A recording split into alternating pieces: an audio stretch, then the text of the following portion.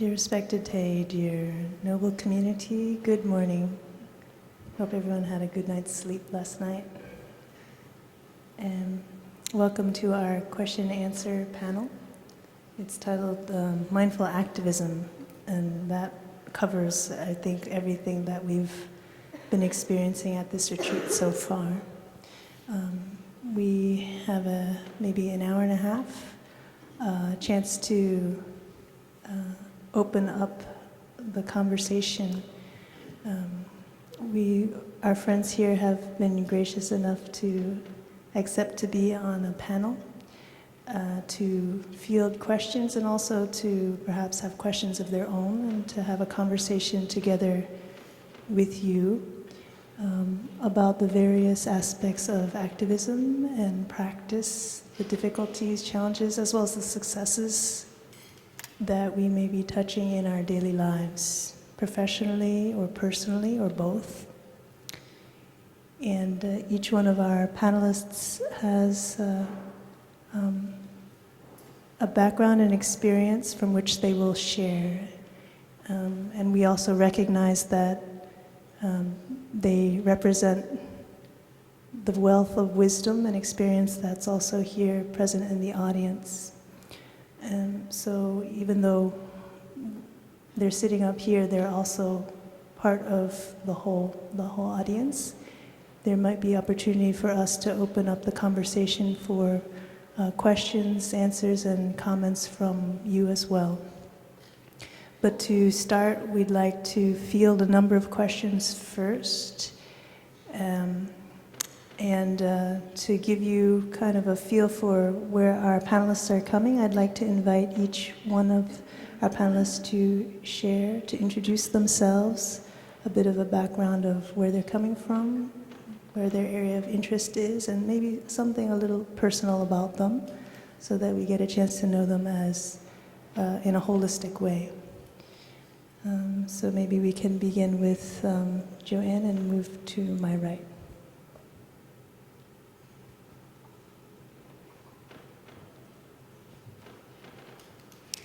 Dear Thay, dear friends, my name is Joanne, and I sit with the Rhode Island Community of Mindfulness. I've been a student of Thay's for longer than I like to say, because I still have so many layers of the onion to peel, but I'm doing my best. And I became an activist during the Vietnam War, and have been basically trying to incorporate what Thay teaches us to be much more effective than I was then. So, thank you. Good morning. I'm Danielle. I am representing both Love Circle Sangha. My co-founder Beatrice is here with me, and Brooklyn Zen Center, where I'm the executive director as of a few months ago. The work of Love Circle Sangha has included, from the beginning, an aspiration to hold a space for people to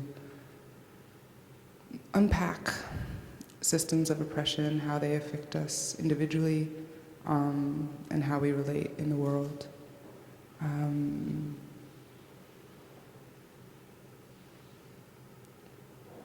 A little about myself. I grew up in Western Massachusetts. I'm the daughter of a Haitian father, French-Canadian mother, and I'm recently discovering that I'm very controlling. I knew I came from a family of bossy people, but yeah, so I'm working with that.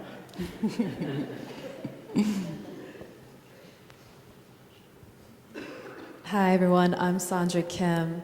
I guess my formal description is that I'm founder and publisher of Everyday Feminism. You should check it out if you don't know about it. It's an online magazine where we talk about applying intersectional feminism to your everyday lives to deal with the everyday violence, discrimination, marginalization you face due to everything under every form of type of oppression.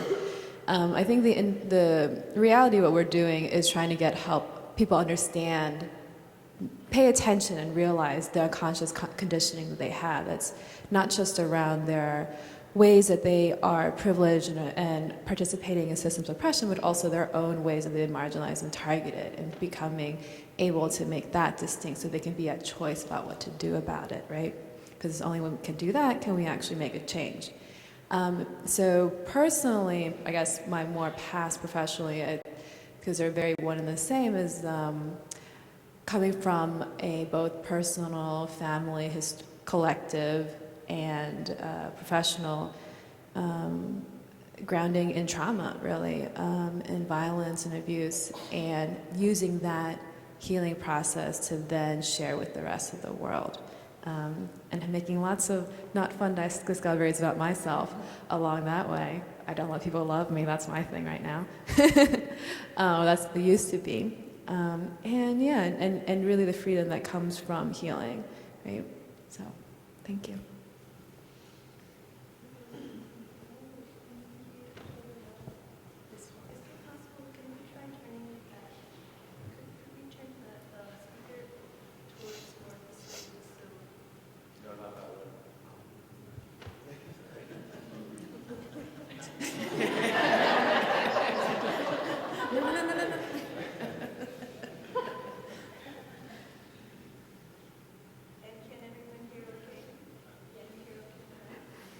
Can you hear okay?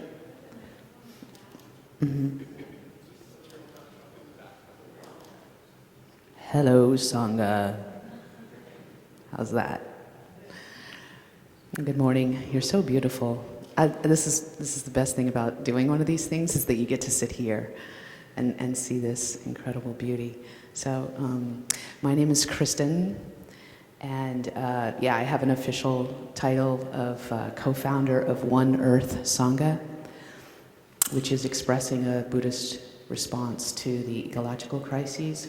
I'm also a co-founder of an organization called White Awake, which is about helping white folks use a Dharma approach to understanding the dynamics of privilege and kind of coming into a more complete awareness of our history and the ongoing oppression of the global majority. So I think to answer the question that was posed to me is, what would you like this group to know? And for me, I think the thing that if I had to choose one aspect of the work that we're doing right now, it's to point to all the harm that comes from the separative consciousness. So much of our lives now and our connection to Mother Earth is mediated. And maybe the communities that we represent in this room have a mediated connection to Mother Earth. And this has not been the history of the human race. We have been deeply connected, interwoven with Mother Earth. And so it is your birthright. It is the communities that you represent. It is their birthright to be deeply connected to the boundless generosity of Mother Earth. And in that participation, that reintegration, there is both healing for us. Every breath you take, every move you make. Yes, I did it. Okay. I went there. Every bite you take, right, is actually participation with this generosity. And so starting to, if you can, I can invite that lens. That's what I would like to do.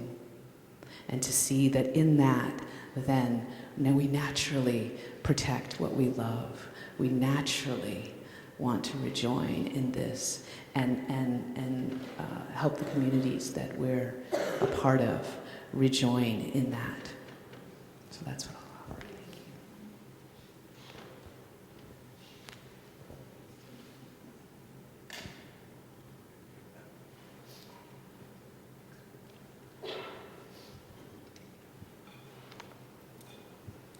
Dear Ty, dear friends, my name is Valerie. And so a little bit about my background. My mother is Cuban, my father is Jamaican. So I was raised in quite a multicultural environment. I grew up in Brooklyn. In 1995, I met Thich Nhat Hanh. I attended a talk that he gave at the Riverside Church. And at the time, I was a corporate lobbyist and a lawyer. And it was really quite interesting because every single thing that Ty spoke about in this talk, I did the opposite. And I left the Dharma talk thinking, what's the matter with him? But over time, things changed. And for many years, I was a closet meditator. I absolutely could not talk about meditation among my attorney colleagues or lobbyists. That was simply not accepted. I wouldn't even be taken seriously. And so for a very long time, I just didn't share, I didn't talk about the practice. In 1998, I became a lawyer before I knew who I was. I started a Sangha in 1998 before I really even knew what a Sangha was. And I received the 14 mindfulness trainings in 2003 before I really even knew what they were deeply about. And so,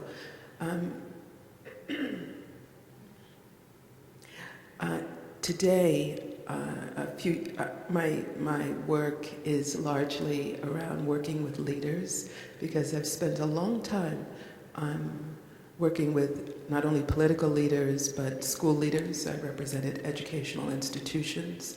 I represented about 25,000 lawyers, the bar. And then the final group of clients I represented was all of the legal aid agencies in New Jersey. And so I saw a tremendous amount of suffering. And what I find super, super interesting is almost everything that people are saying here, I hear from corporate lawyers and heads of big corporations, and CEOs and CFOs and all COOs and all those C-suite people. They say exactly the same thing. And so my work now is transforming suffering in little steps, in little ways. And I'm very grateful to the monastics here, to you for showing up, for being part of this retreat. Thank you.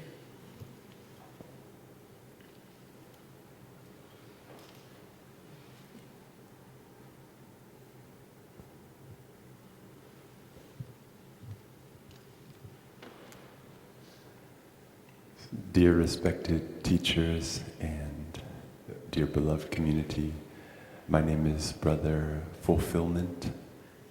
That's Phap Man in Vietnamese, and that means Dharma fulfillment.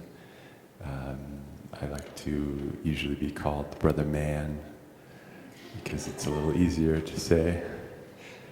I feel very privileged to be up here with this panel, and I'm reflecting a little bit on what brings me to this seat. And I think the things that I value deeply are probably, I want to say radical community, but I don't know exactly what that means. But I think it's a kind of exploration that I'm participating in.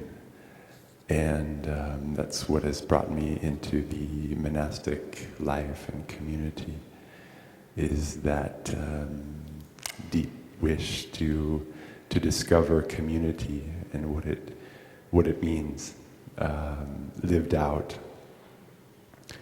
I had my first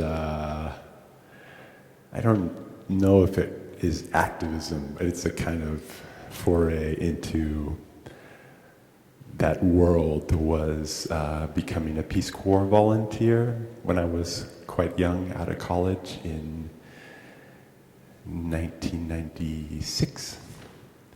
And I lived in Nepal for a couple of years as a Peace Corps volunteer, and I got pretty deeply in touch with suffering in myself and in people around me. But I also got deeply in touch with the power of community, because I lived in a small community, a small village in a very rural part of Nepal, which had a lot of beautiful elements. So I think that has stuck with me, and that's one reason that I'm interested in community and communication, which is the core of community for me.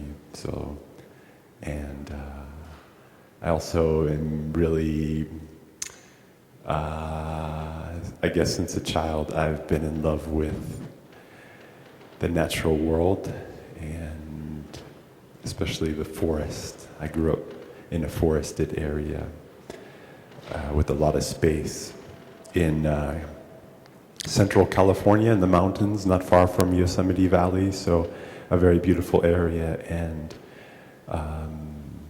I think recently I've been inspired, I'm quite interested in an aspect of our community called earth holding, which has to do with, I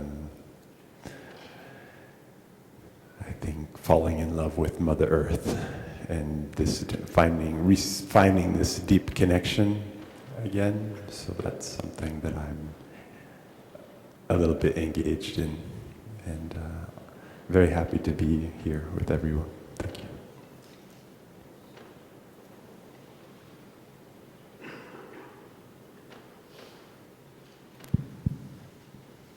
So, dear Sangha, maybe I can share a few suggestions to help us flow through the Q&A. We would like to field maybe 3 or 4 questions at a time. And if you have a question or would like to share, please raise your hand so we can pass the mic to you. We'd like to ask if you could share briefly the background from which your question arises. And the question, we call it a question from the heart. It means a question that really personally matters to you, even if it's involved in an area, in a large global concern. Somehow, if we can phrase it in a way that really speaks to our sufferings or our difficulties, and that way many of us can connect with the question from the heart. And on the side of the panelists, also we will try our best to share from our personal experience, from our heart. So it's a heart-to-heart conversation. And because we want to make this more of an interactive experience, we'd like to ask that both question and answer be as concise as possible. So don't need to truncate it so we can't really understand what's going on. But because there is a lot of wisdom and experience, we want to make sure we have a chance to hear from as many voices as possible. Okay? So if you have a question, please raise your hand. If you have a question that's written down, you can pass it up so that it comes to our bell master, and then we can read those questions aloud. We'd like to ask for Sister Samadhi's help to write the questions down on the board so that we have a collective, like a bigger picture of how these questions may interrelate. Sister Kyra Jewel has a mic, so please be brave. You can ask a question on your behalf, on behalf of your loved ones. And we know that a good question can benefit many people. Thank you.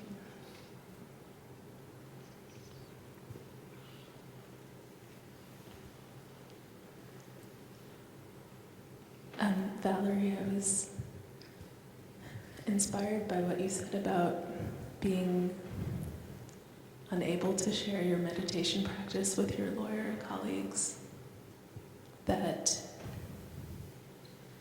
my parents are both from the Ukraine, and I'm struggling to explain to them both my meditation and mindfulness practice and also my activism practice. So I wonder if you could share how you've brought your families along, if you have been able to. Thank you.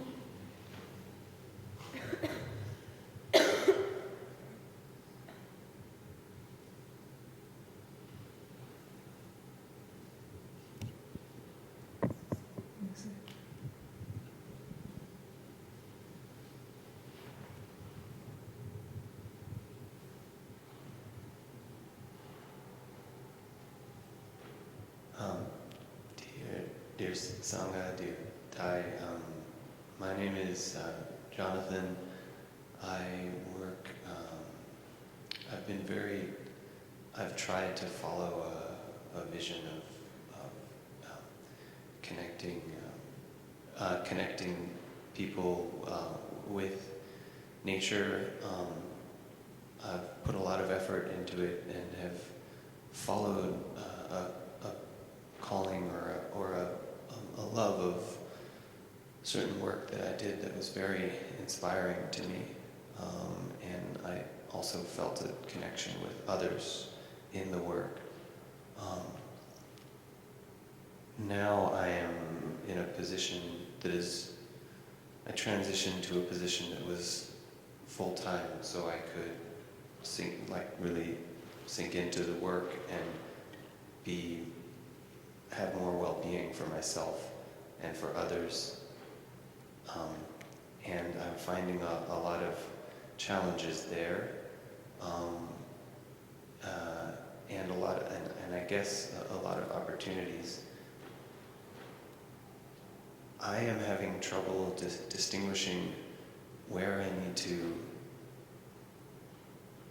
push and where I need to let go, specifically in terms of moving my institution. So I would just like to hear any suggestions you folks have in terms of the line between being the change and sort of not seeing what's in front of you and what can't really change right now.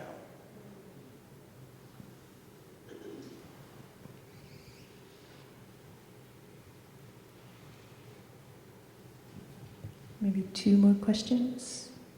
There's one in the back.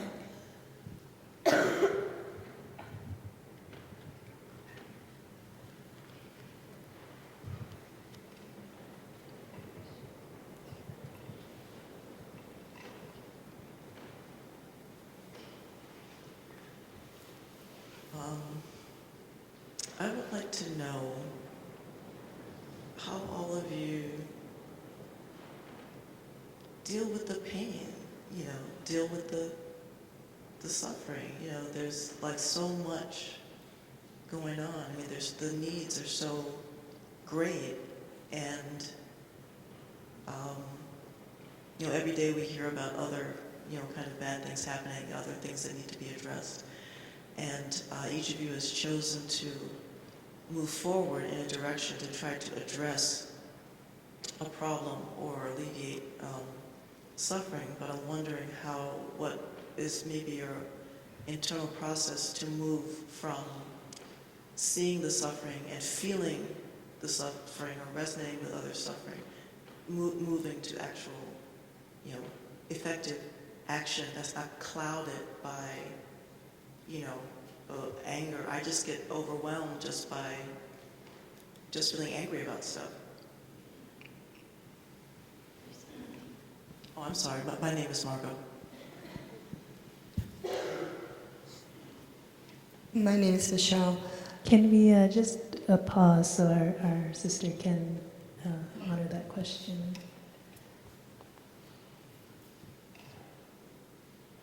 Okay.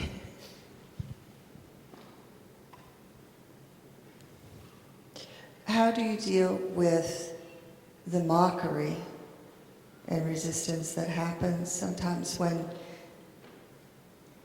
I know that I try to have an open heart, and the open heart sometimes is met with mockery, and then I also then have to deal with my own anger. So similarly to, I feel angry lots of times, and then it's hard to keep the open heart. So how do you deal with mockery when people want to mock your sense of caring and your recognition that certain things really are painful, extraordinarily painful?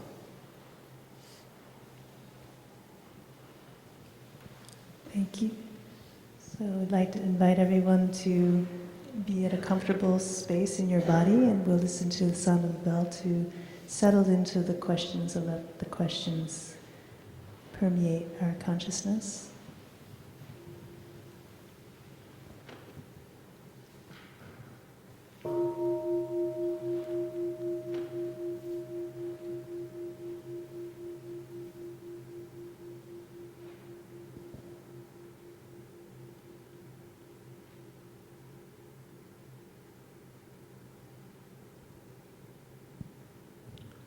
Our panelists are invited to field a question, and since it's a bit, it's more informal, so we can answer one question, more than one person can answer a question, but maybe if two people have answered one question, and also if we see that the question has been answered more on the long side, please choose another question to answer.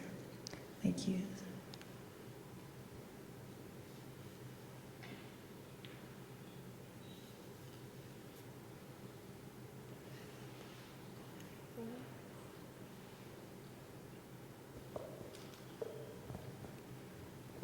I always feel like I never have a shortage of things to say, so I'm going to try to keep this short, though. I want to first address the second question. I think actually it's partly also about the first question. So when we're doing this work, I think it's incredibly important to be present to bring mindfulness and acceptance of reality into it, right? I think everything comes back to that. So if we're confronted in a situation, we want to see something different because we can see there's some sort of injustice happening, right? Some sort of dehumanization. It's very important to get present to what is happening within us and within other people, right? That's not only by seeing, actually observing what is going on and letting go of a lot of the story that we have around it.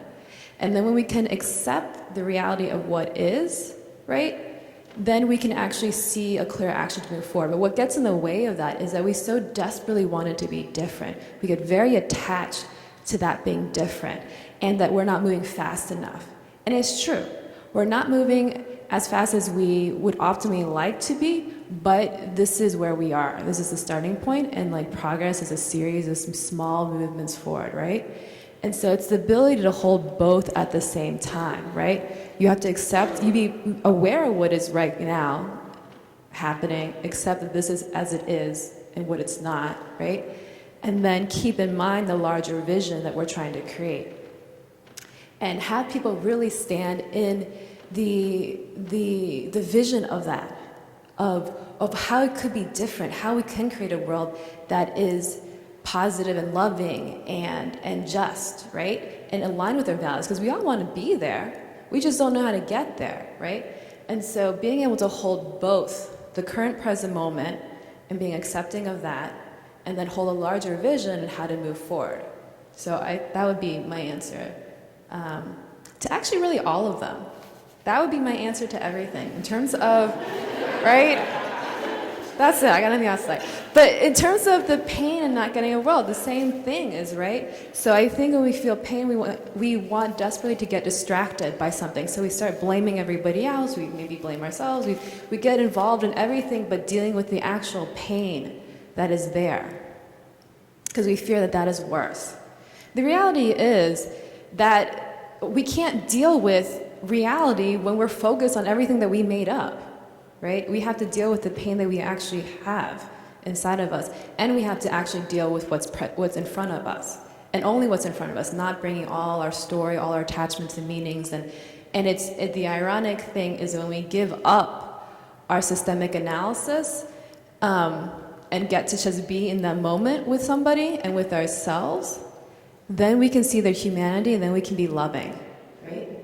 And then, but because we also have a systemic analysis, we are able to communicate, we are able to see very clearly what is happening in a way that the other person often is not, right? Especially because they have a lot of unconscious conditioning happening.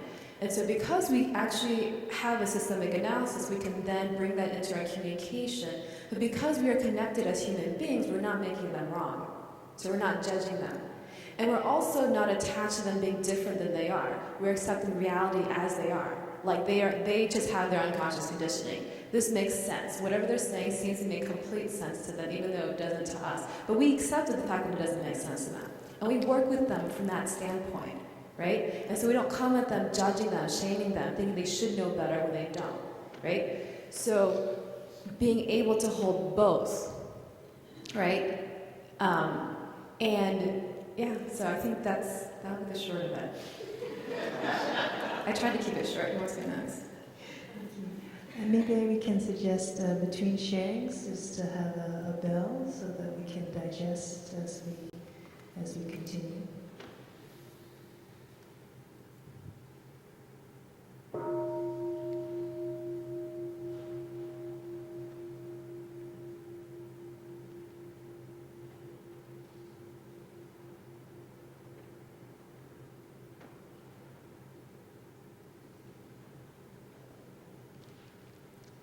I'd like to speak to the how do you feel the pain but not get overwhelmed. Up until a few years ago, I would definitely say that I had very little stomach for political issues.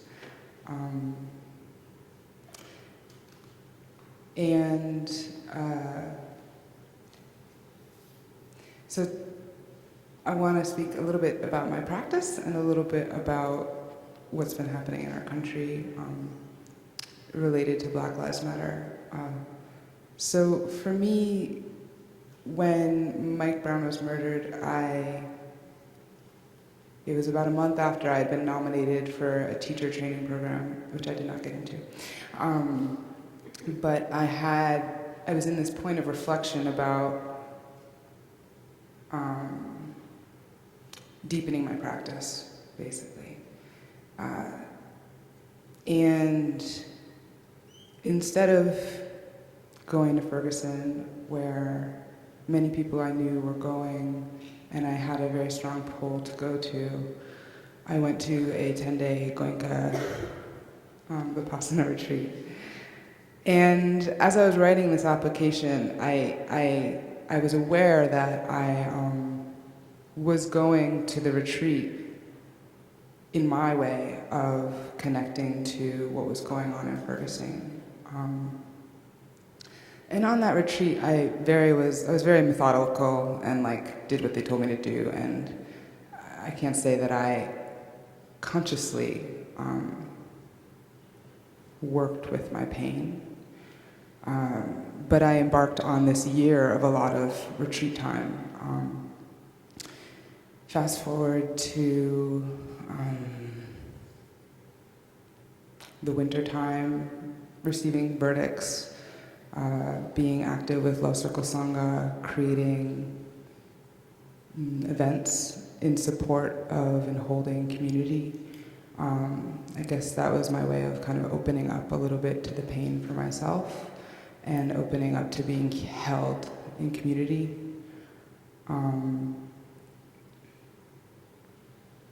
Fast forward probably to the summer. So this is a long process, right? Fast forward to the summer when having spent a month on retreat, when I came back, was aware of spent a month practicing metta towards myself. which is a very deep practice and very, very confronting. I became very aware of how critical I am of myself, of how unloving I am to myself, of how little compassion I had for myself. So whether or not I was ready for it or willing to do it, when I came off of retreat, my body actually took me there. I started to encounter a lot of health issues. I experienced extreme fatigue to the point of not being able to walk upstairs comfortably or complete work. And so I was experiencing both physical withdrawal and confronting this kind of, how can I be compassionate to myself? So what that turned into was a lot of space for me to cry at home. I would wake up in the morning and be exhausted and overwhelmed with the fact that I had things to do that I couldn't do. And I just had to slowly get used to where I was in that moment and what I could do for myself in that moment. I had to let go of my identity around being an athlete. I had to let go of my identity around being single and taking care of myself. And I moved through that, and eventually my health did improve. And fast forward 6 months later to today, yesterday in Dharma Share, I was sharing about how I'm seeing these glimmers in my life of extreme pain.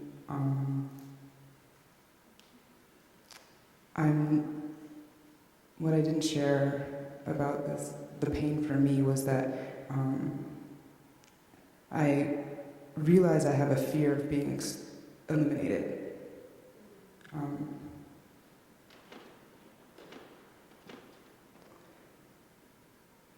There's so much more to say there. And so I've been working with that fear of being eliminated. A sidebar there is being arrested by the NYPD. These are things that happened to me that put me in direct contact with this fear. So yeah, I'm seeing myself aware of this and noticing it in moments of my life now. And because I took the time to really be with myself and be with my pain, as Sandra said, it's like I can touch these moments and watch them pass by and allow myself the space to say, that is what it is, and we'll have our time together another time. Or let me, for a few seconds, be with you. So hopefully, or on the hopeful side, I'm also noticing the same thing with moments of joy. Instead of, taking a vacation and being away for 8 days or something like that, I have these moments where I'm just taken by the joy of the moment where I am. And just acknowledging that to myself is a gift.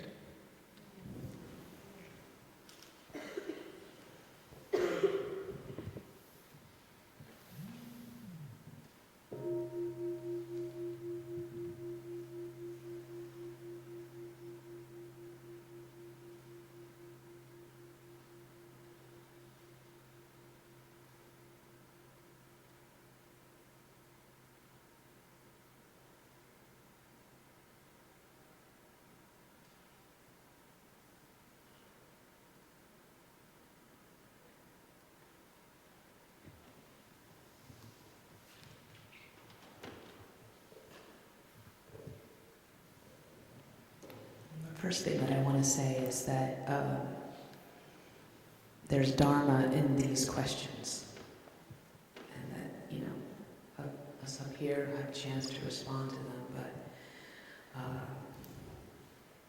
I'm really touched by the depth questions. So I'll do my best to comment on a couple of them. One of the things that I am trying to work with in my encounter of the pain, and this gets to the fourth question as well, is to really check to see, am I really creating the space for that pain? Am I really letting it have its day? Because there is a governor in this mind, heart, that is a little afraid of it, that doesn't quite know if this system can handle it, or has an idea about what the good person would think and feel, and doesn't allow this to express. So I have found, and sometimes the need to fully embody, in a safe place, murderous rage. And to let that be, that's not me, that's not mine. That's wanting to be expressed. And it's my job to give it the space, and then, with the 5 precepts, as the outer container of that, know that it's not going to go anywhere. But I think that sometimes we don't let ourselves really encounter and get to know that pain in a really deep way. And so it gets built up and distorted and contorted and wants to find expression that is never really allowed. Martin Prechtel has his most recent book is called The Smell of Rain on Dust. And it's about grief and praise. And that a connected heart is constantly moving through grief and praise. And that's what it means to have a connected heart. It is allowed.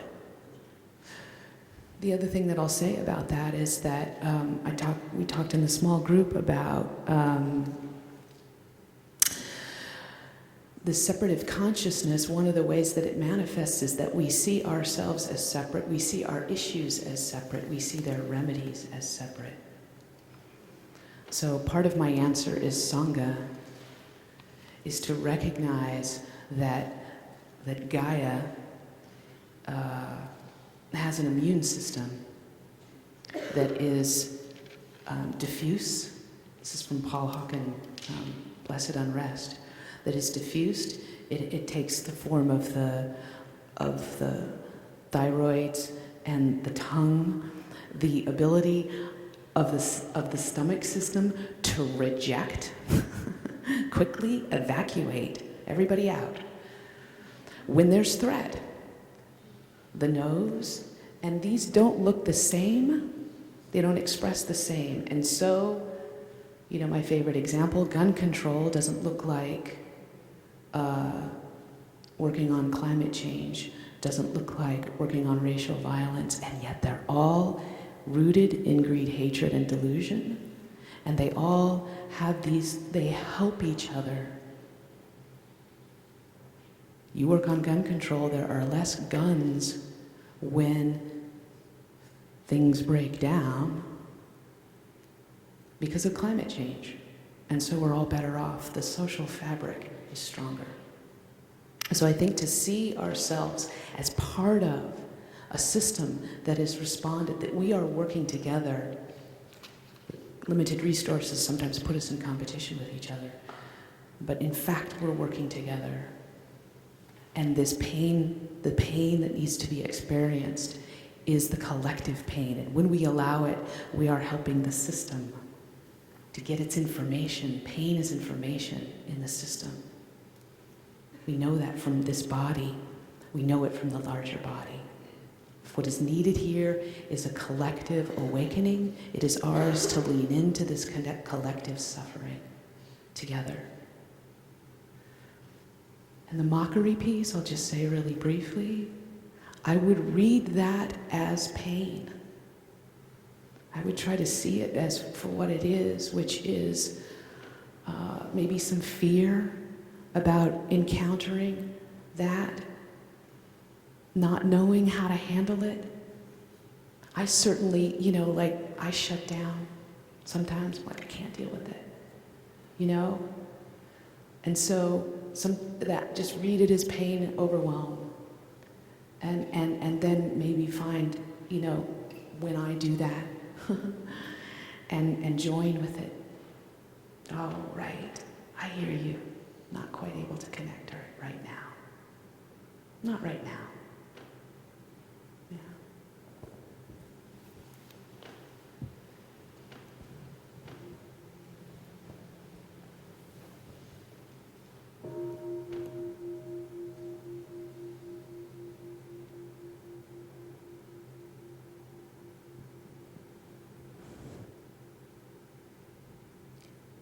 Thank you. Maybe we can also now look at particularly questions 1 and 2 before moving forward.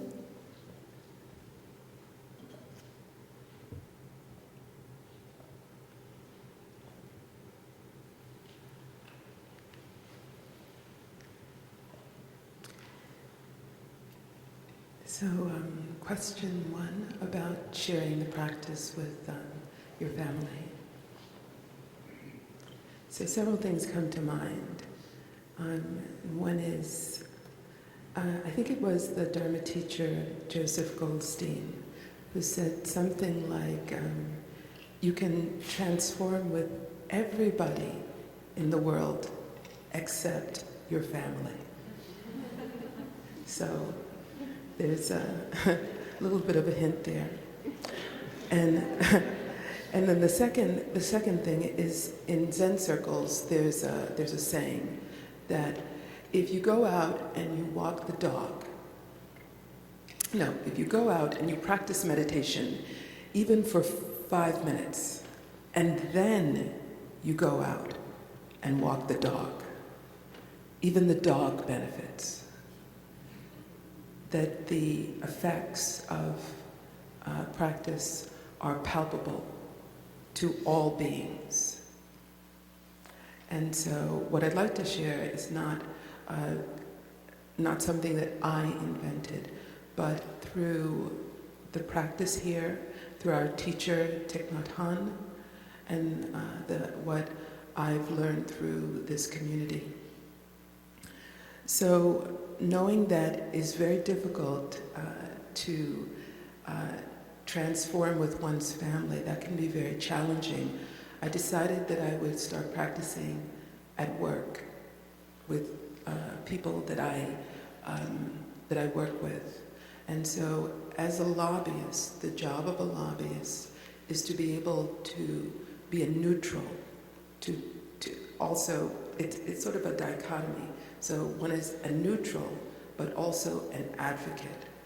And as a neutral, my job is to talk to warring parties, to the most conservative Republican, say, and the most liberal Democrat, and to influence that person to do something that they normally probably would not do. That is the job of a lobbyist. And so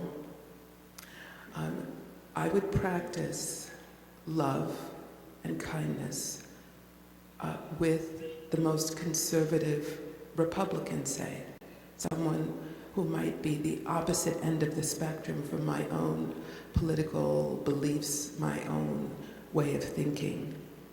And the way I would practice is I would have a conversation face to face with that person, and I would soften my body. I would soften my mind. I would notice what the thoughts, whatever perceptions, I would make note. This is a thought of judgment. This is a thought of anger. I would notice in my body, my face is feeling flushed. And then I would soften soften, and keep saying to myself, soften. And then I would also say, love, and love, and love.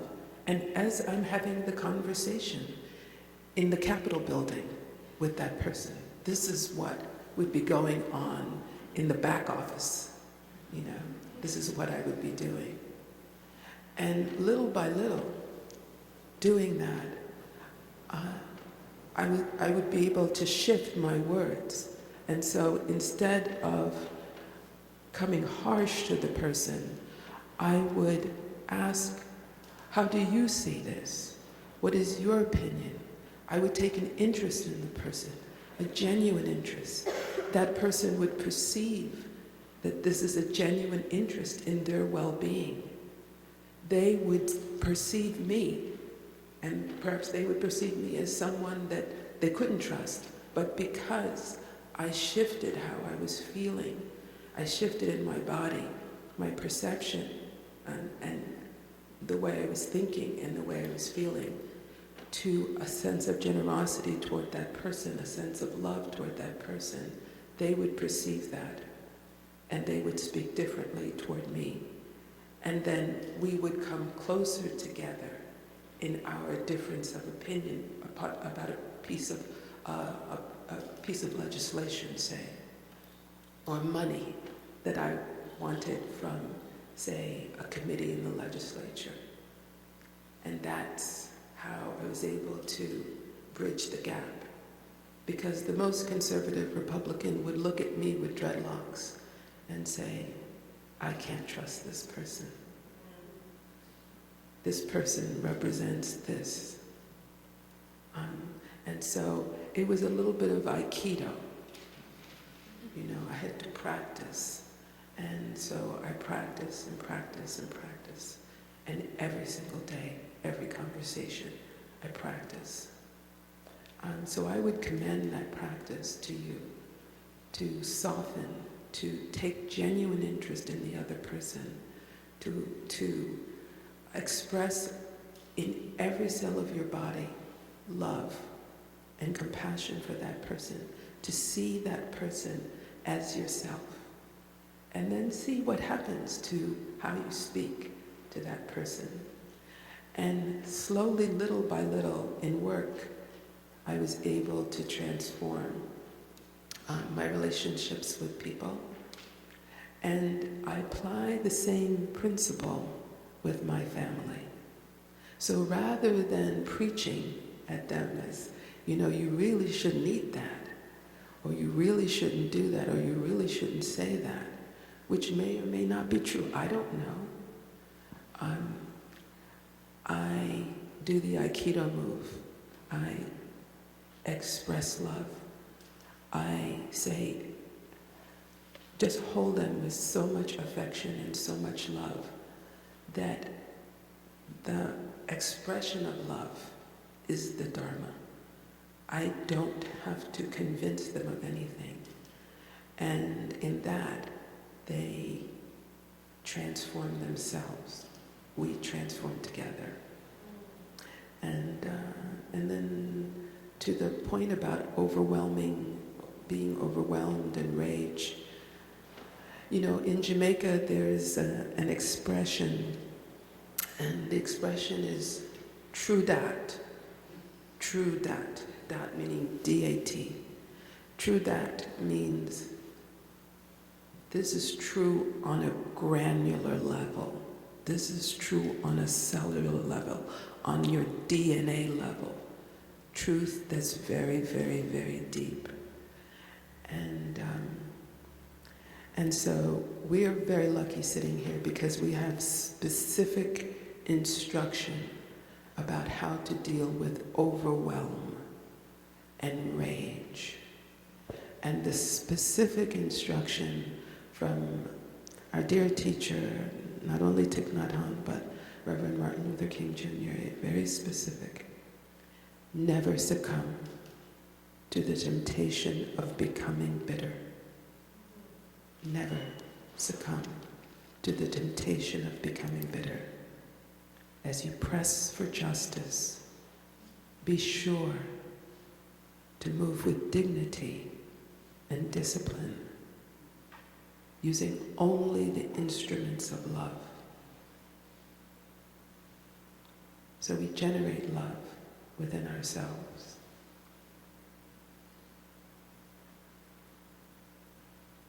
That is the practice. We make ourselves an instrument of love. Thank you.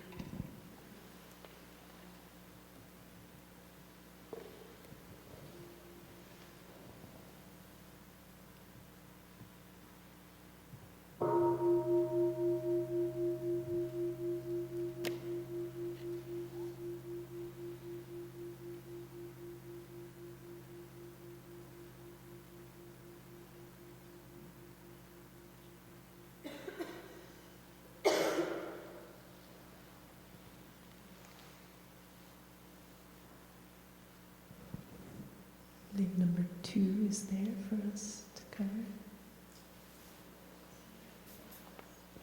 Oh, it's all covered. Okay. Would anyone like to add anything before we? Okay. Dear beloved community, brothers and sisters, I feel very moved to sit on this, sit with you on the panel and to hear the sharings. I've already feel like I've learned so much. It's and touched a kind of common ground that I feel very beautiful. It's very beautiful. I am actually a little bit attracted to this question, the second question that our brother asked about when to push and when to let go, and about how to be the change in the world.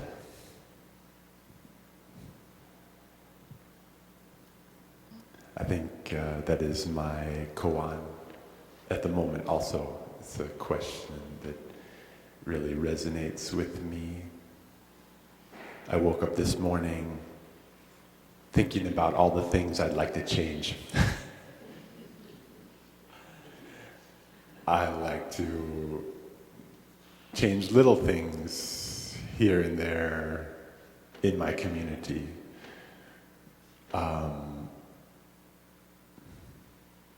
To increase the well-being for myself and my community. And I guess I sat down to watch the sunrise. That is what I did. And I came back to my breathing and to my body to be aware of the feeling of what that's like to want to make a change. And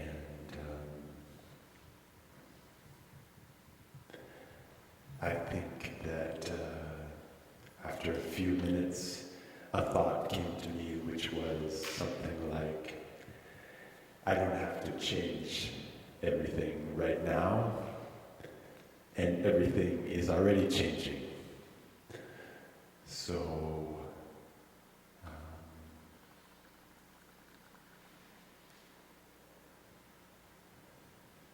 my practice, as was already shared, I think, in the panel, was to come back to be present with what is in me and around me, and a kind of commitment to do what was just shared, which is to embrace, to cultivate my own heart of acceptance. I accept how I feel in this moment. And another thing that I did was I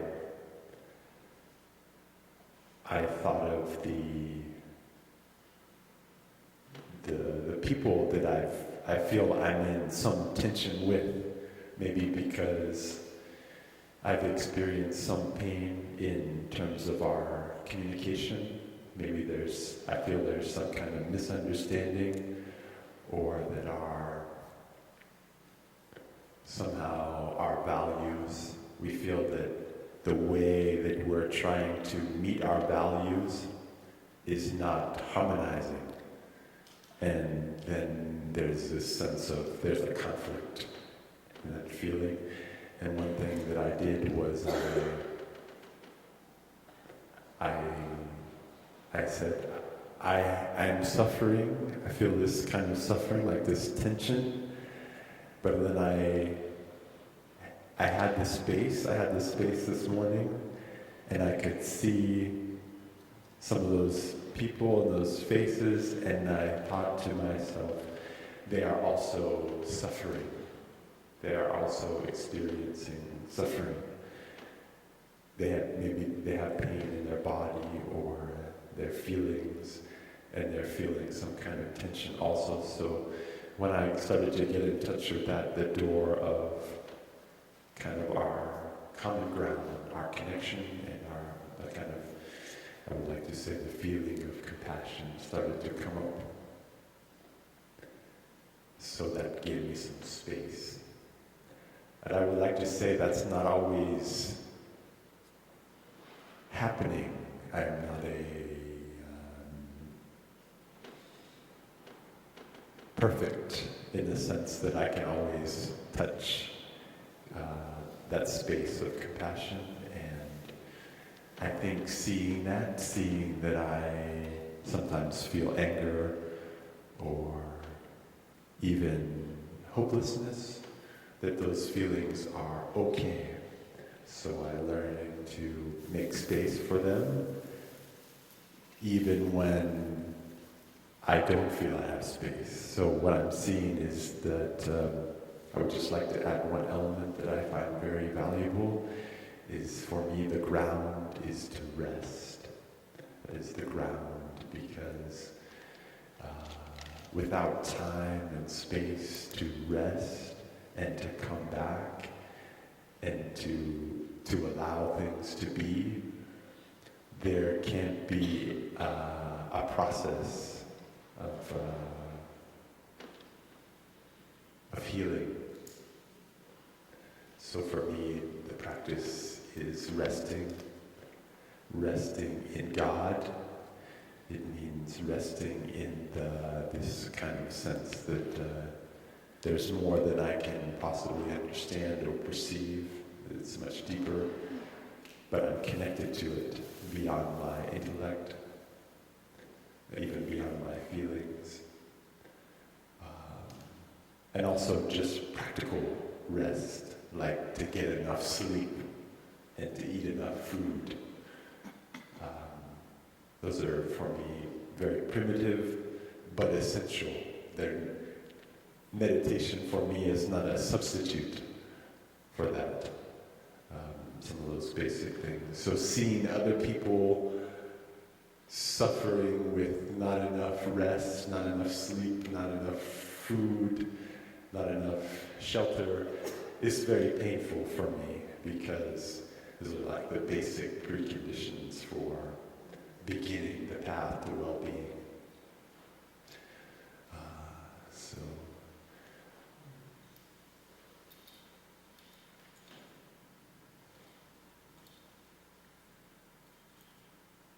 I wanted to share also the power of community for me is that I don't have to do that alone, and I can't do it alone. So it's by having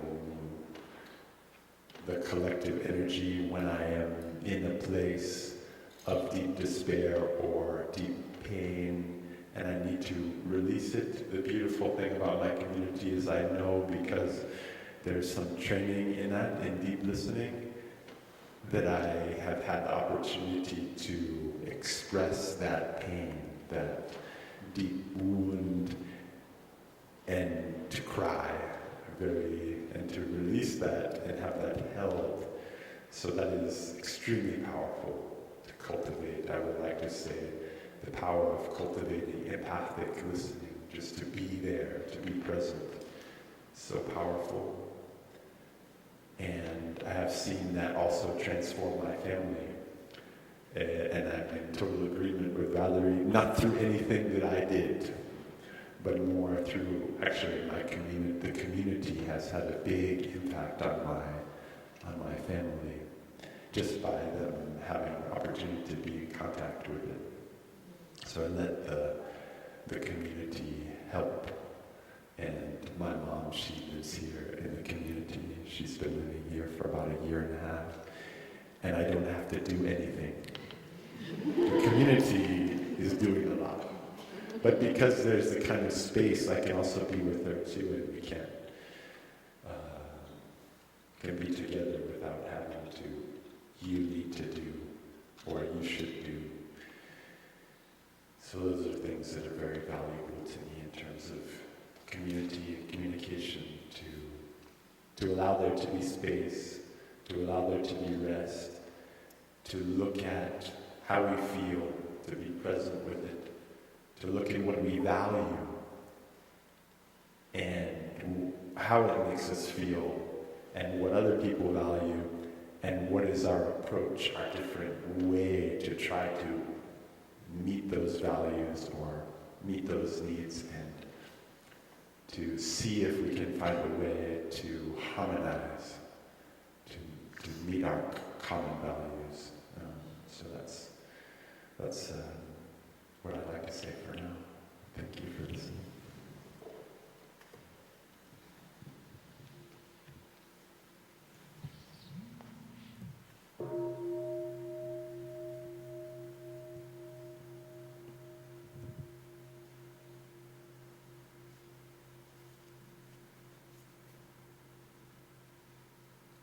Dear community, perhaps we can take a few questions, maybe 3 new questions, and we'll reserve space for our friends on the panel that have not yet shared to answer first.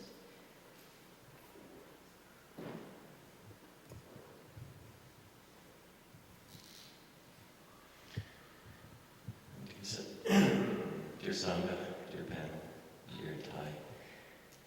My name is Joseph. I live and work at a peace and justice community in Baltimore called Jonah House.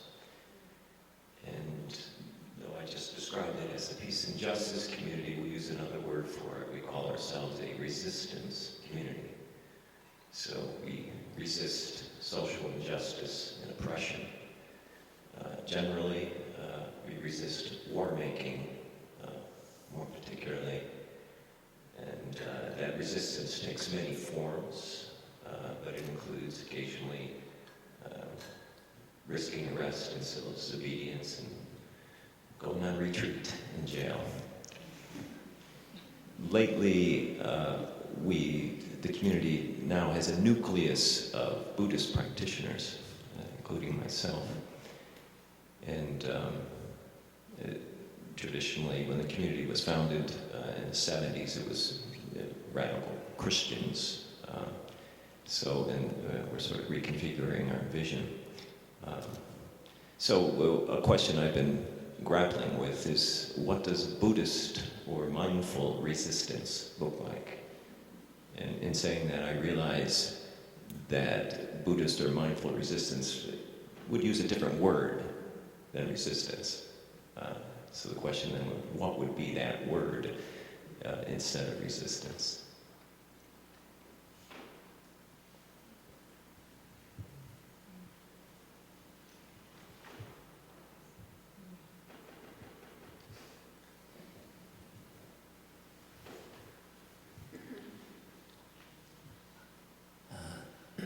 Thank you, everybody. I wanted, my name is Arish. I'm an artist, community gardener in New York City, and we're looking towards creating a community somewhere close by here. So I myself have gotten back and focused with my own creativity, my own art, and I think that was a beautiful talk on how that shield of arts in the community was brought up, and how to use that in the community and through your own heart, that gift that you have, that spirit that you're here on this earth for. And I just wanted to hear where each one of your gift that connects the community and lightens them up and brings connection, how that has unfolded in your own lives. And so that's basically what I'd like to hear from the panel. Appreciate it. One last question, I believe, our friend here.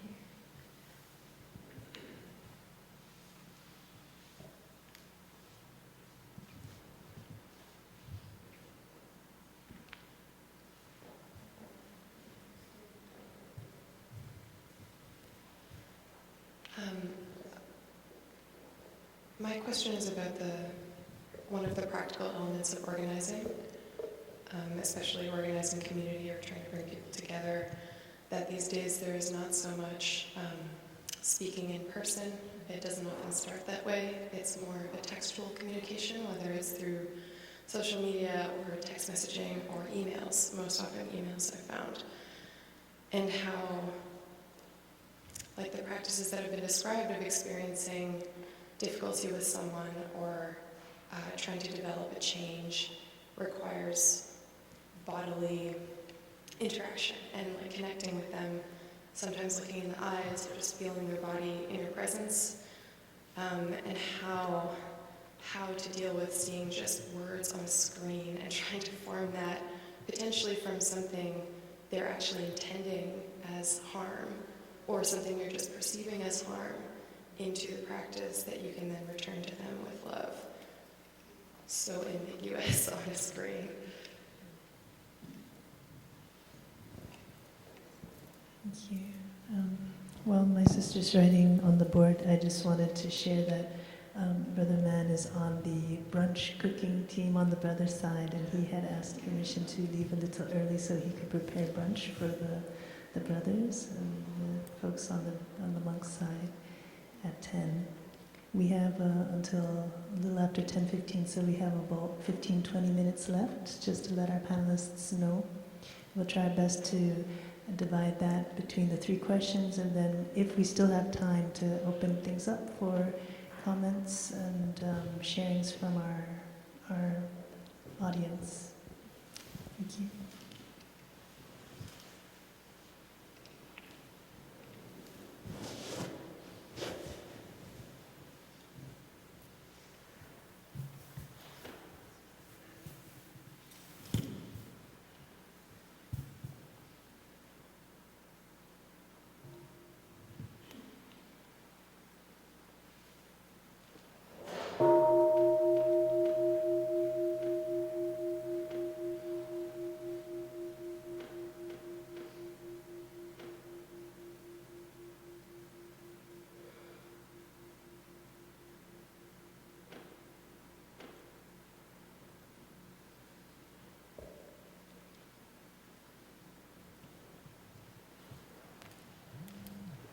Dear Thay, dear brothers and sisters, I'm sitting here with a very, very full heart.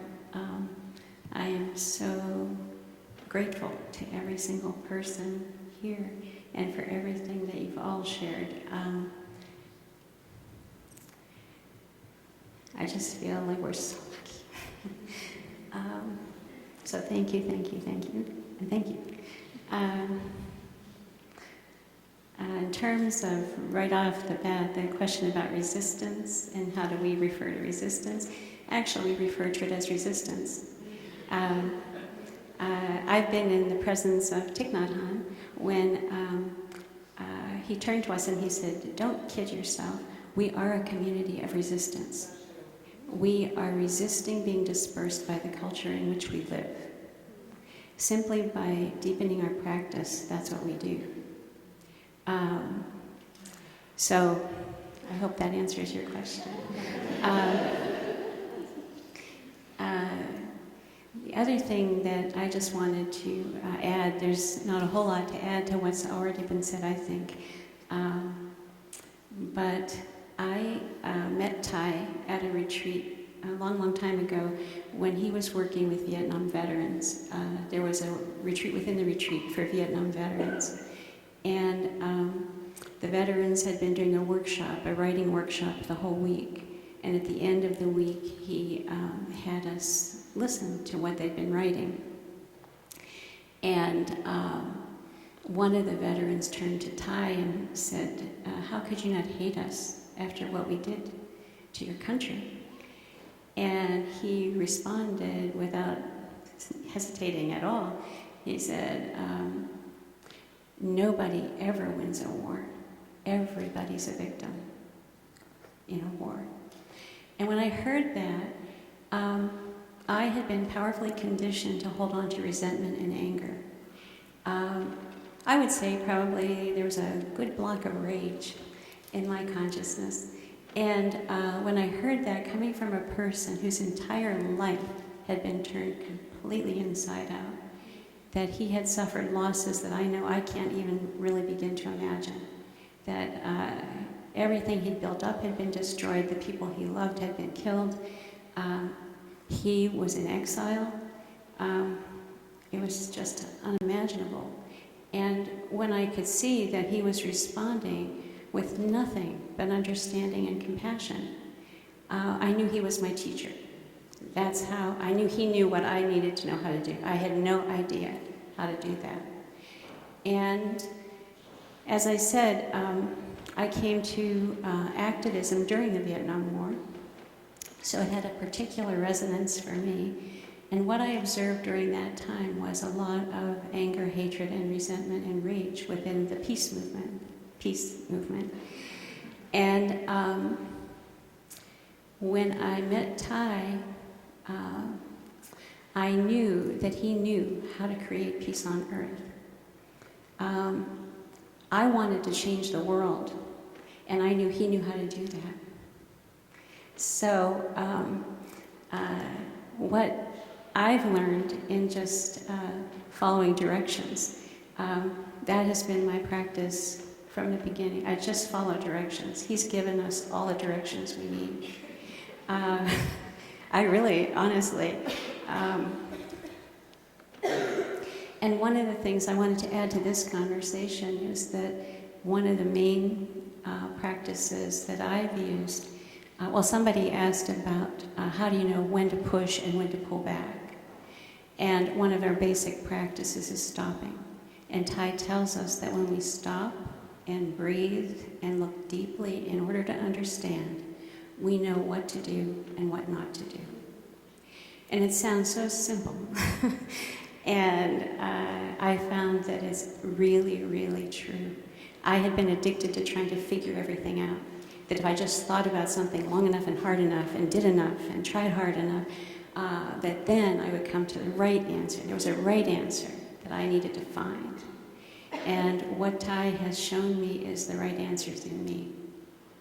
And he says that. He said, we go searching everywhere to look for goodness, truth, and beauty. And the only true teacher is the one that shows us that in ourselves. So I think that the most important practice for me was to come back to myself, to transform and heal the anger, hatred, and violence in myself. And the practice that has been most powerful for me has been healing the past and the present moment. That what I have found in myself, and I mentor a lot of people, and in the people that I've mentored, I found this to be true also, is that when we get caught, when we get overwhelmed by strong feelings coming up in us, our rage, our anger, self-righteousness, when that energy comes up in us really strongly, what I have found was when I follow that back, I find that it's very old, that I have a very old block of anger and resentment in my consciousness. And when I can go back, and Ty says whenever there's a difficulty, if we look deeply enough, we come to a place of recognizing there was a misperception. And I've also found that to be true. So far, I found just about everything. I have found everything he's told me to be true when I look deeply enough.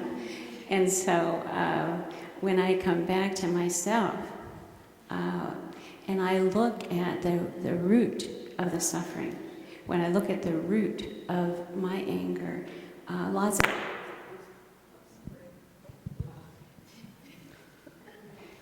It's an energetic transmission. When I look deeply at the roots of my suffering, what I find is I go back to childhood very frequently, to being powerless. And when I can go back and sit down with myself as a child and have a little conversation and reassure that child that they took everything, she took everything personally. As a child, we have no option. That's the only option that we have. We don't know any better. And I took everything on as being about me. The anger that was focused on me, the abuse that was focused on me, was all about me. I wasn't doing it right. If I was only different, then it would be okay. This is a total misperception. When I can go back now and sit with myself as a child, I can see that it was the suffering in the adults in my life. It had nothing to do with me. Huge amounts of healing have happened for me in correcting that misperception. And when I can take good care of those hurts, those wounded places in myself, and I can do the healing, then I am much better able to be fully present for what is in the present moment. I am not viewing other people's suffering through my own lens of suffering. When I can take care of my suffering, I'm free to see other people's suffering real clearly. And all I want to do is help. I've found that instead of being angry, you have nothing but compassion because you can see clearly the suffering in the other person. I've also found that I have no need to forgive anybody or myself. Because when I look deeply enough in order to understand, there's nothing but compassion. There's a really good reason that I have the habits I have. I've never met a person yet who didn't have good reasons for having the habits of mind that they have. We've all been conditioned. And when I understand that, and Tai says, mindfulness leads to concentration, concentration to insight, insight to understanding, and understanding to compassion. Right again. That has been my absolute direct experience. And when I hit that place of compassion, there's no need to forgive. There's only understanding. There's no blame. So there's nothing to forgive.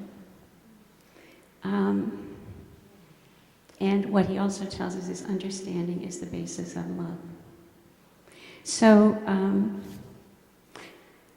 for me, I was really privileged to be at a talk that Tai gave when he talked about Dr. King. And he said that they both shared a deep volition that they had. He said Dr. King had a fire in his heart for building a beloved community. And he said he and I shared that vision. I had that same fire in my heart, and it's been there since I was 16 years old. And to me, what Tai has given us, what Dr. King has given us, is an absolutely clear roadmap in how to transform and heal our own suffering so that we can create the change, we can be the change that we want to see in the planet. Dr. King said, never let any man make you stoop so low as to hate him. And to me, with our practice, I feel that is total empowerment. Because one of the things that our practice does is it trains us to be able to choose where we place our mind. And when I can choose where to place my mind, I can choose not to let anybody, my happiness doesn't need to be dependent on anybody or anything outside of myself. I can choose what to take in, what not to take in. I can choose how to respond, how not to respond. It is such a gift. So, the whole basis of my practice is gratitude. I feel, I can't even talk about it. I feel such enormous gratitude.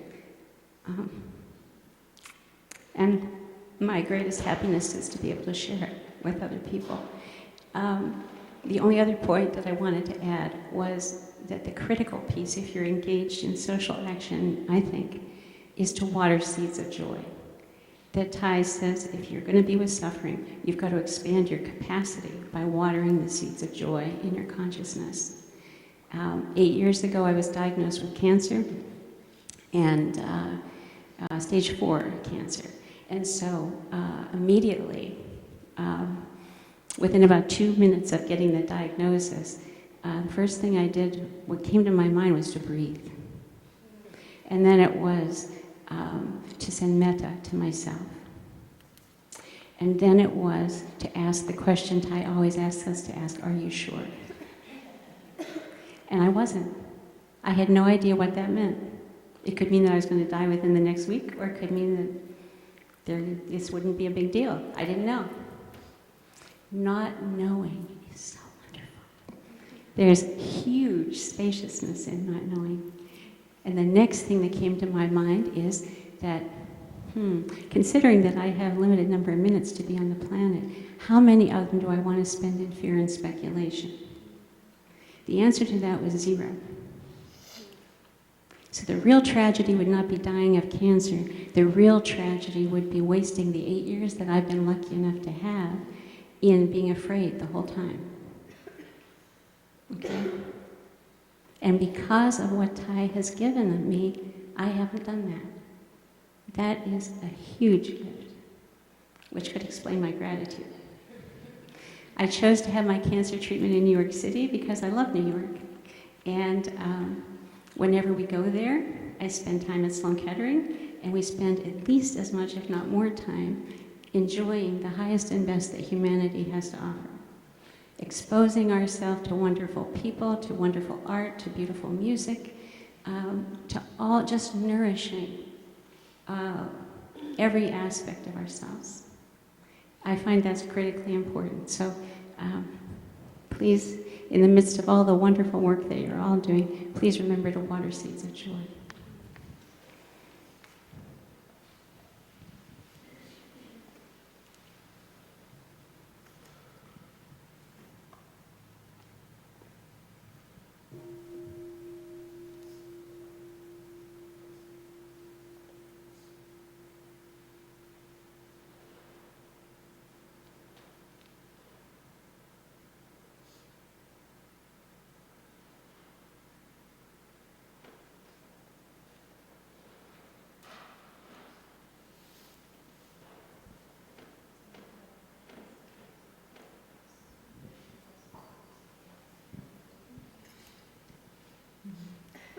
I wanted to build off what you had said and what becomes available after you begin to do that healing work, the trauma that is preventing you from being the person that you want to be in the world. And my answer, once again, is for all of them, right? Is be 100% committed, 100% unattached, and 100% in community, right? So what does that mean? So 100% committed to a vision that is both inspiring and strategic, right? And so oftentimes, and then 100% unattached, right? So these two things come together, right? So in terms of being unattached about what is going on right now, that we can just be present to what is going on right now. But we have a vision of how we want the world to be. So instead of focusing on what we think it is, or we think it should be, or we think why is it like that? Is it this, is it that? Projecting from the past onto the future, making the future known, right? When we don't actually know. Instead, we say, what is that we want to create? And keep checking in so we keep making these movements forward, right? So in terms of the email, for example, and texting, right? Something happens, and something happens, right? And we're not sure of what is actually being communicated, because energy is not communicated via email, text, and the like. And so, we're unattached to whatever meaning we want to be bringing to that. Sometimes we want to assume that they meant something bad, or some sort of bad intention behind it, or is meant to harm of some sort. So if we gave that up, right, and instead we got curious about it, and we stand in our commitment to having a loving communication in this relationship, what can we do instead of assuming? We can just ask, right? What do you mean by that? And as if we're the ones who are sending, I love sending emojis. I'm a big fan of emojis. I've started doing them in emails, professional emails. I just do them all the time. I do LOL, exclamation point, everything. Because I'm trying to communicate the energy, right? So, stop there with that one. And doing that in community is super important. I think oftentimes we get very focused on doing the work by ourselves, and that's critical. We need to do the work by ourselves to heal that, because it's so raw. We can't even begin to start creating a vision. We can't even begin to start being attached unless we've done some of that work and turn into love and heal that trauma. But we can't stop there, because trauma and violence happens in community, so healing and connection obviously needs to happen in community, and that's really how we're going to change the world, right? We're not going to change the world just inside of us. We do it in community, in relationship with each other. So, and that is incredibly powerful, and I think a lot of people have been feeling that as they've been interacting with everybody, because we all have this vision of a more just, loving place, and we have the practice of being unattached and being present and working with that. Now that we're actually in community, there are conversations I know I'm having, I'm sure other people are having, about making this a reality, right? Because we're in a place where we can actually see things clearly for what they are. And because we have a social justice, anti-oppression, systemic analysis, we actually know how to make it strategic. And that's the key difference, I would say, about us and how most folks in the world, due to their unconscious conditioning, is that they don't know what's strategic, right? And that is the contribution that we can give to the world, to join all the good intentions with the skillful practices, with actually strategic vision to move toward. And I'll stop there.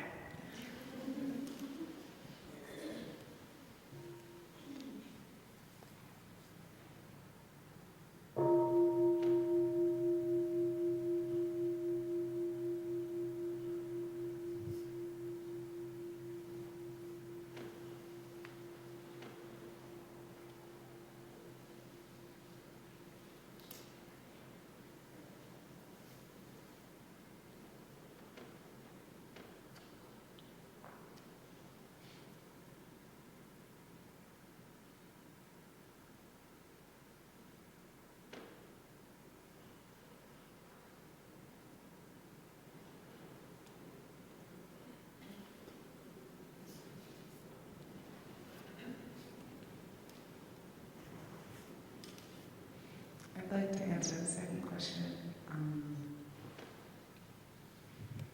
So I first came to Blue Cliff in 2009. It was the start of the winter retreat. I didn't know that. My best friend from college had been to Deer Park, and we were kind of talking about what I could do with my vacation time. And she's like, why don't you go check this place out? And when I arrived, I was taken by the morning chant and practicing with monastics, the chanting ceremonies,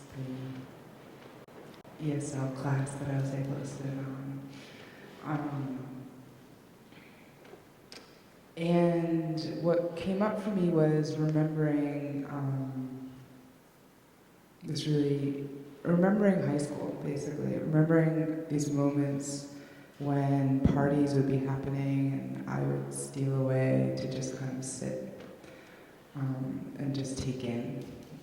And at the time when I was that young, I thought it was because I'm an introvert, and I needed to recharge, but looking back, I think I was meditating. And when I was younger, my parents taught me to be a survivor, basically. They taught me to be very confident and independent, not to go along with anything, basically. Do what you know you need to do.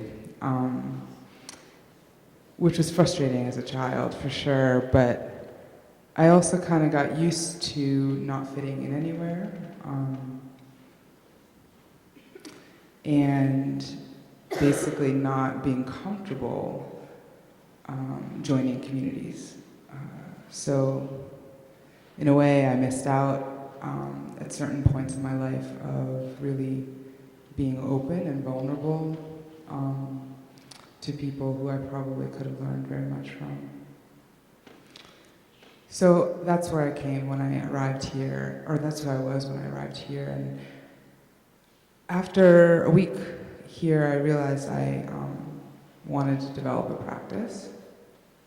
And everybody, all the monastics told me, find Rock Blossom Sangha. They're in New York, they're wonderful. And I think I did go to Rock Blossom, and I came back here periodically. But it wasn't until I came back in 2011 and sat on retreat with Tay, but also with 1,000 other people in this hall, and realized truly, the refuge of Sangha. And on that retreat, we were taught about the 3 refuges and how at different points along the path you might resonate more with one or take more from one. And I committed to opening myself up to Sangha. So I went back to New York and sought out different Sanghas. I practiced in different lineages. And I guess I pretty consistently started to go to Sangha, maybe once a week. And that would be the time that I meditated. I didn't really develop a daily practice. Fast forward to 2014. I came here after many retreats. I came here for the POC retreat, and the reality is that I didn't know what I was getting into. But I had a conversation with Beatrice, and she asked me, what is your aspiration? And I said, to hold space for others to access this practice. And at that time, I had already been, after the retreat with Thich Nhat Hanh, I'd already kind of gathered with some people. Because we're so close to New York, there's always a lot of New Yorkers.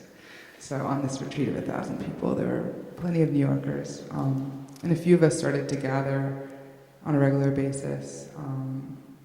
And it just ended up happening at my home. So when I met Beatrice, she had had a similar experience. So together with a few other people, we decided, okay, we're really going to do this building Sangha thing. And I had no idea what would come of that. But some really precious moments have come from that. An example is we put on a panel last year and invited Sister Tay and Marisela. And, logistics, where will people stay? How can we house them? Luckily, my sister was out of town and she offered her home and we stayed there.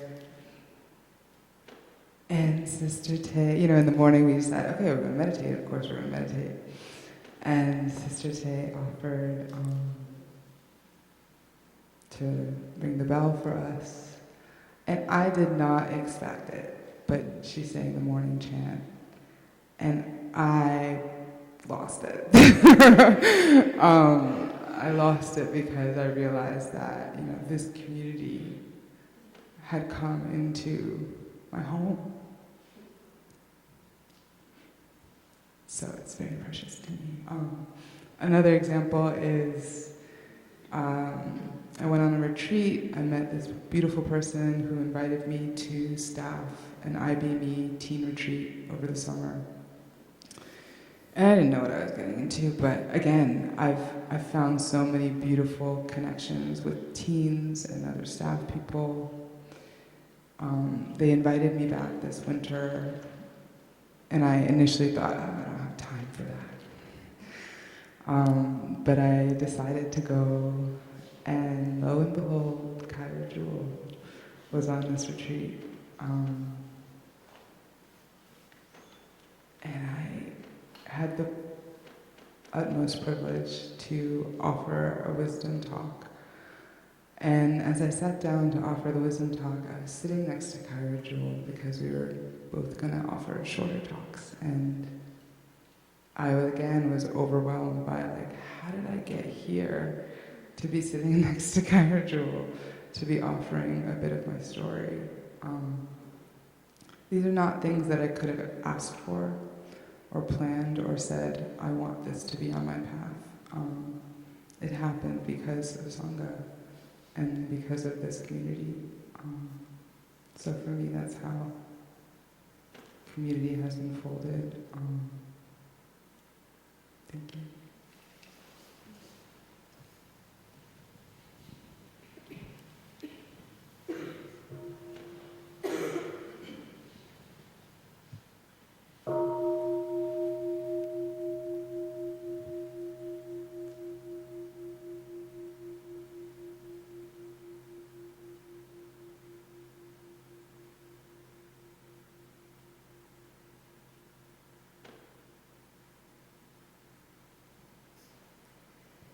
Dear community, I'd like to thank our panelists for their open, very large hearts, sharing from their personal experience in a way that I know I felt very connected to, a lot of wisdom. Just a quick backstory, there's been a bit of shuffling around. A lot of panelists that are actually here in the audience, and it's just another way of saying that we are all one in this sharing questions and responding from our heart. And even though we're coming to the end, it doesn't mean the conversation has ended, that this is a continuation.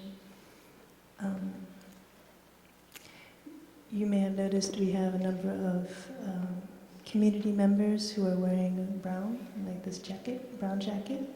And maybe I can ask Marjorie if you could raise your hand too. Marjorie and Sister Kyra Jewel here.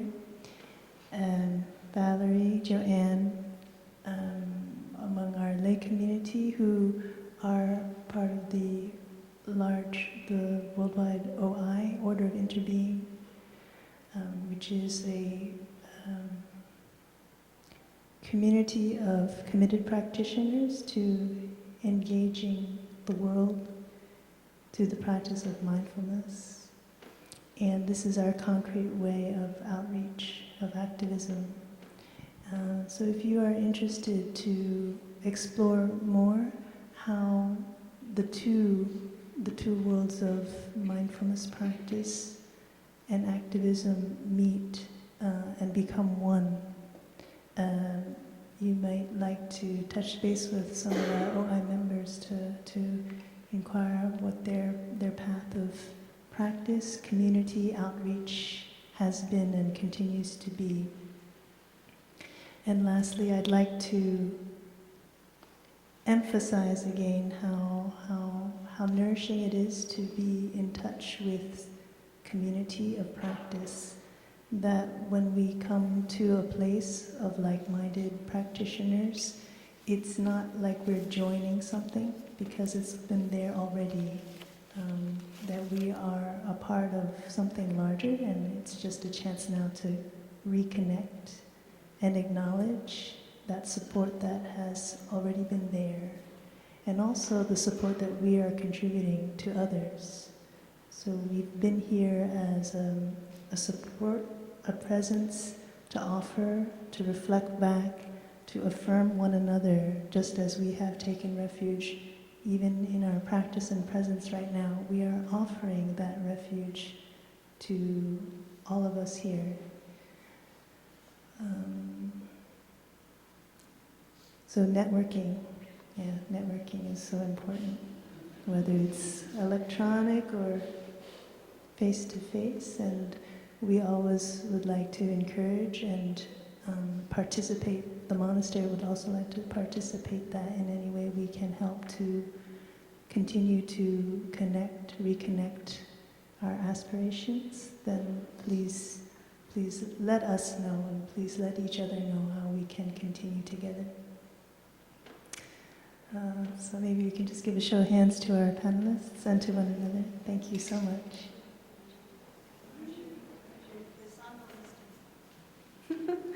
And to all the Sangha wisdom. And I want to offer special gratitude to our monastic brothers and sisters for maintaining this beautiful space, a container for us to do this kind of work. Heartfelt gratitude. And so now we'll celebrate with brunch. So we will, yes, we will celebrate with a brunch. A couple of announcements. Yes.